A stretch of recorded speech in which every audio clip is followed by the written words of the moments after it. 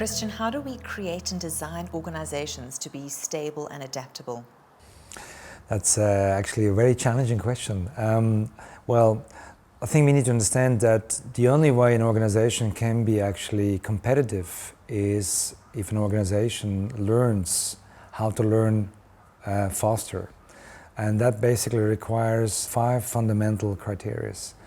If an organization is in a position to actually create an environment where people in its workforce feel safe and secure, and not necessarily that we now increase a lot of external motivation. It's basically that we integrate employees in the system, give them a level of bonding, also let them participate in the decision process, but also that employees feel free, and that gives a whole sense of secure and safe environment. But then also having leaders or founders or superiors who are inspirational, who actually really can drive people the way they are and how they can bring things across. And of course, that the ones who actually work in an organization or a system are really enthusiastic about it. They understand the purpose and they know that they do and make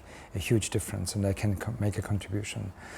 And at last, I think one of the most difficult points is really that you keep the organization at ease. That means also to be very reasonable, that to understand what actually the purpose is and what are the goals and the intentions is. It's pointless to be nice and inspirational, but if you have very high expectations and intentions which cannot be reached. So it's important that this can be actually experienced, but also what I've been talking about is to integrate these, what I will call these sorts of zones of stillness that we can retrieve and retreat during the days and keep our inner balance. So once we understand these 5 criteria and we comprehend what actually the intention really is, then we need to ask ourselves what sort of measures are needed in order to incorporate them for every single level in every hierarchy, because they're very, very different.